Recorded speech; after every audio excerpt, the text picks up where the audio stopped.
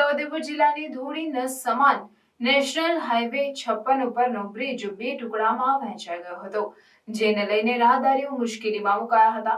હવે આ પુલ ક્યારે બનશે તેને લઈને સવાલો ઊભા થયા છે। છોટાઉદેપુર જિલ્લામાં એક અઠવાડિયાથી સતત વરસાદ વરસી રહ્યો છે, જેના કારણે નદી નાળાઓ છલકાઈ ગયા છે। નદી નાળાઓના પાણી સુખી ડેમમાં આવતા સુખી ડેમની સપાટી 147.15 મીટરે પહોંચી હતી।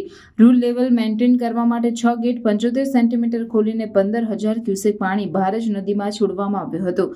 ભારજ નદીમાં પાણી છોડાતા સિંહોદ પાસે નેશનલ હાઈવે 56 ઉપરનો બ્રિજ બેસી ગયો હતો, જેને લઈને વહીવટી તંત્ર દ્વારા તાત્કાલિક આ પુલને અવરજવર માટે બંધ કરી દેવામાં આવ્યો હતો। વૈકલ્પિક રૂટ તરીકે પાવી જેતપુરના વન કુટીર થઈને રંગલી ચોકડી, મોડાસર ચોકડી થઈને બોડેલી જઈ શકાશે।